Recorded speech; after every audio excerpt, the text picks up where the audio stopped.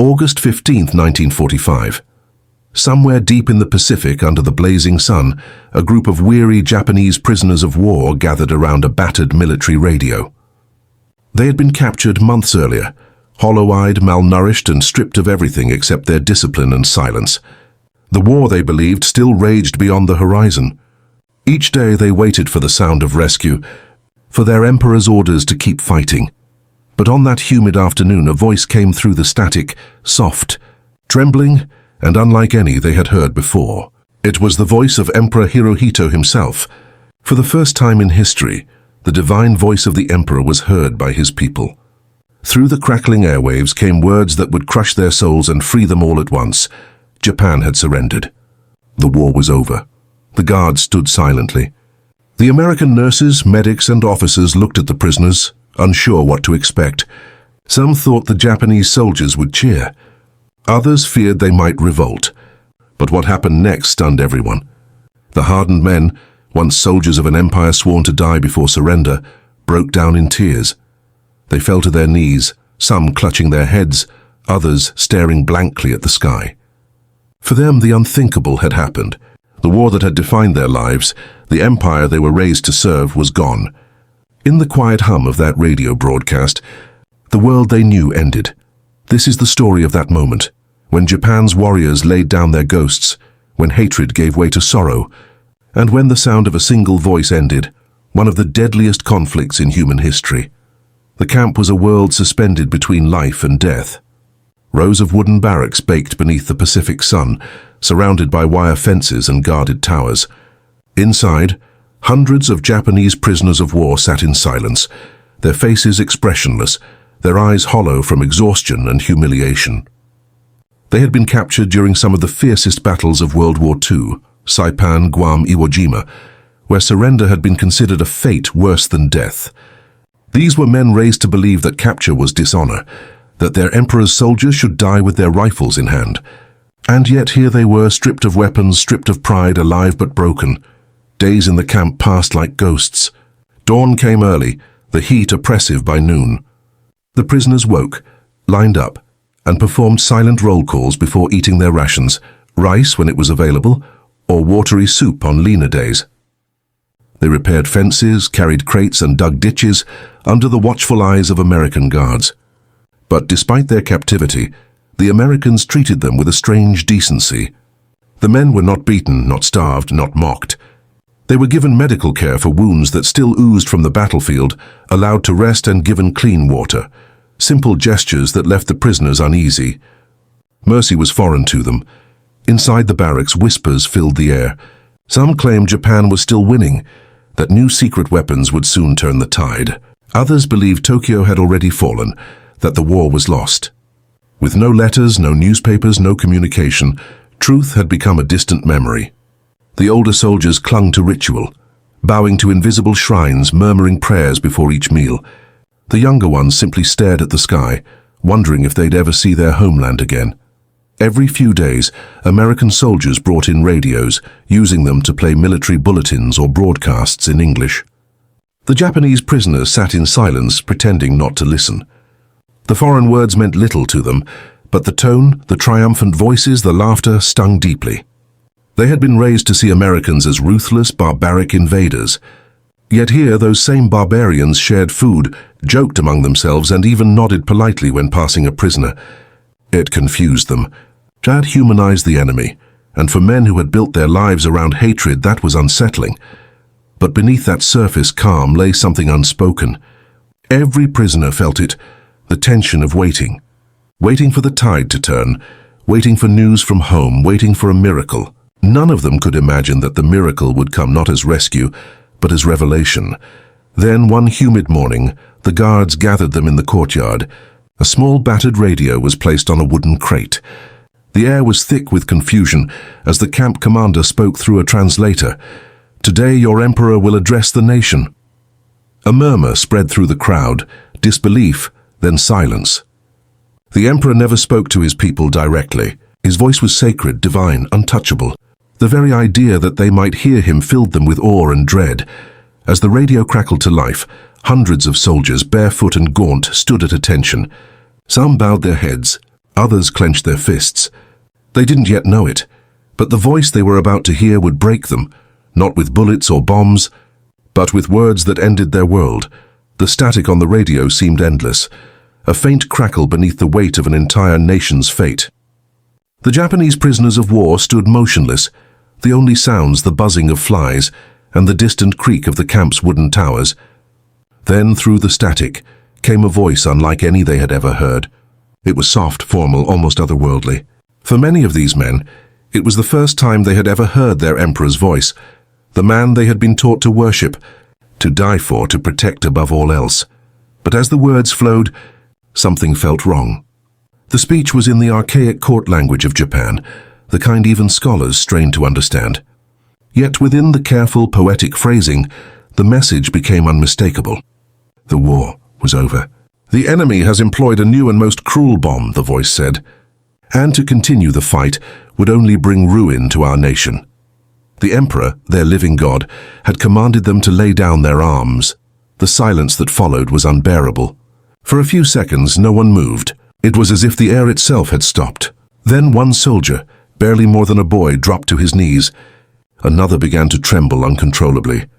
The realization swept through the crowd like a slow wave. Japan had surrendered. Everything they had endured, everything they had fought for, had ended not with glory, but with a single mournful broadcast. Some prisoners broke down completely. They wept openly, their tears streaking through the dust on their faces. Others clenched their jaws, too proud or too broken to cry. One older sergeant muttered, "We should have died with honor." His voice cracked as he stared at the ground. For these men, surrender was not just defeat, it was spiritual death. The very core of their identity had been shattered. The Americans stood at a respectful distance, silent observers to a moment that transcended sides. They didn't celebrate, didn't jeer. Even they understood that this was something sacred, the collapse of an empire built on unyielding devotion and sacrifice. A few guards exchanged quiet looks, realizing the weight of what had just been heard. The war they had fought for years across islands and oceans was finally ending. Then came confusion. What will happen to us now? One prisoner whispered. Will we ever go home? Another, still in shock, said softly, Home no longer exists. They imagined their cities, Tokyo, Hiroshima, Nagasaki, as smoldering ruins. They thought of families who might never be found. For the first time, their fear was not of death, but of returning to a homeland that no longer resembled the one they had left. One nurse, watching from the infirmary tent, saw a prisoner clutch a torn photograph of his wife and children, pressing it to his forehead as he cried silently. She didn't understand his words, but she understood his pain. It was universal. The grief of a soldier realizing the world he fought for was gone. As the radio faded into static once more, a strange quiet fell over the camp. The men did not speak. The guards did not move. The only sound was the wind passing through the barbed wire, carrying with it the ghost of a fallen empire and the haunting echo of a god's final command to surrender. For hours after the broadcast, the camp remained wrapped in an eerie, almost sacred silence. The Japanese prisoners of war didn't return to their barracks right away. Many simply sat on the ground, their eyes distant, their minds unable to grasp the enormity of what they had just heard. A few still stared at the radio, as if hoping the voice of the emperor might return to take back his words. Others prayed quietly, murmuring the names of ancestors and fallen comrades, their voices trembling like flickering candlelight in a storm. The American guards didn't rush them. They watched from a respectful distance, uncertain whether to intervene or let the men process what had happened. Some of the guards, veterans of brutal Pacific battles like Peleliu and Okinawa, felt a strange sympathy stirring inside them. These men, their former enemies, were no longer the fierce warriors who had once charged machine gun fire with bayonets and cries of banzai. They were just human beings, broken, exhausted, stripped of purpose. As dusk fell, a humid stillness settled over the camp. The prisoners began moving slowly back toward their huts, their steps heavy and uncertain. A few carried small personal items, photographs, a torn flag, a worn Bible, or a tiny wooden carving from home. These were all that remained of their old world. The sound of sandals scraping the dirt became the rhythm of defeat. Inside the barracks, conversations began in hushed tones. "What will become of Japan?" one man asked. "Will the Americans destroy our emperor?" another replied. No one had answers. Even the senior officers seemed lost. For the first time, rank meant nothing. The discipline that had once defined them began to crumble. Men who had never shown emotion now broke down in private, pressing their faces into their hands. In one corner, a young soldier named Hiroshi sat by the window, staring at the fading light. He whispered to a friend, "My father died at sea, my brother in Manila, and now this." His voice cracked and he shook his head. If only they could have heard him. The emperor's voice. It didn't sound like victory. It sounded sad. That sadness was what lingered in the hearts of many. The emperor's tone, calm, resigned, mournful, carried a weight beyond words. It wasn't just a declaration of surrender. It was an acknowledgement of loss, of guilt, of the unimaginable cost of war. The Japanese soldiers had fought believing their deaths would bring honor to the empire. Now the very man they worshipped had told them to live, to endure humiliation, to survive, to rebuild. For men trained to die, living had never felt so difficult.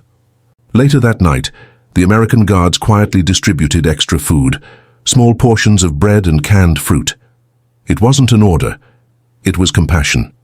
Some prisoners refused at first, too proud to accept charity from their conquerors. But hunger and exhaustion prevailed. Slowly hands reached out trembling, accepting the offerings. One guard noticed tears glistening in the firelight as an older soldier whispered, "Arigato." That single word, spoken softly in the dark, marked the first fragile bridge between two enemies who had spent years trying to destroy each other. The war was over, but for these men the real struggle had just begun, the fight to rediscover their humanity. The following morning, the camp awoke to a strange stillness. The usual barked orders, the rhythmic sound of marching feet, the metallic clatter of mess tins, all of it seemed muted, replaced by quiet murmurs and the distant cries of seagulls drifting in from the sea. The war had ended, yet the prisoners still wore the habits of soldiers. They lined up instinctively, though no one told them to. The American guards, unsure how to act, carried on their duties with subdued respect. The tension that had once defined every moment between the two sides had softened into something else, a fragile, uncertain calm. As the sun climbed higher, American officers met in the camp's command tent to discuss what came next. Orders had come through that Japan had surrendered unconditionally. There would be no executions, no retaliation. The prisoners were to be fed, cared for, and eventually repatriated. When the interpreters relayed the message to the Japanese soldiers, many refused to believe it. "They are tricking us," one whispered. "They will kill us once we are of no use." The notion of mercy was incomprehensible to them. It didn't fit the image of the ruthless Americans they'd been taught to hate. But then came the nurses. The medical staff, mostly young American women, had been treating wounded prisoners since their capture. Now, with the fighting over, they worked openly, checking bandages, disinfecting wounds, distributing medicine. The Japanese soldiers watched in silence as the nurses moved from man to man, offering gentle smiles and simple kindness. Some prisoners avoided eye contact, ashamed to be shown compassion by the enemy. Others stared in disbelief. One young corporal, his arm still in a sling, whispered to an interpreter, "Why do they help us? We killed their men." The interpreter simply replied, "Because the war is over." One of the nurses, Lieutenant Mary Thompson, remembered later that the prisoners seemed more frightened of kindness than of punishment. "They bowed to me," she said, "not out of respect, but confusion. They didn't understand why I wasn't angry." She recalled changing the dressing on a soldier's wound as he began to cry softly. He said something in Japanese she couldn't understand, but his tears said enough. It was the first time he had been touched gently since the war began. That day the mess hall served extra portions. The guards allowed the prisoners to sit in the shade, to smoke, to rest. A few even shared cigarettes across the wire, brief, wordless exchanges that carried more meaning than speeches. For the first time, laughter, faint and cautious, echoed faintly across the camp. That night, a group of prisoners gathered near the fence and sang a quiet hymn. one that spoke of home, forgiveness, and the spirits of the dead. The Americans listened without interrupting. The melody rose into the dark sky, mingling with the rustle of the trees and the crackle of distant campfires. For a brief moment, there were no sides, only men haunted and healing, united by the heavy silence of peace. It was in that moment that many prisoners realized something profound. Their enemies had not destroyed their honor. In sparing them, in showing them compassion, the Americans had given them something even greater, the chance to live, to remember, and one day, to return home. Days turned into weeks, and the once rigid structure of the prison camp slowly began to dissolve. The Japanese prisoners of war still rose at dawn, but the atmosphere had changed completely. The fear that once governed every movement had given way to something softer, more human. The Americans had stopped treating them like enemies, and the prisoners had begun, cautiously, to stop seeing themselves as such.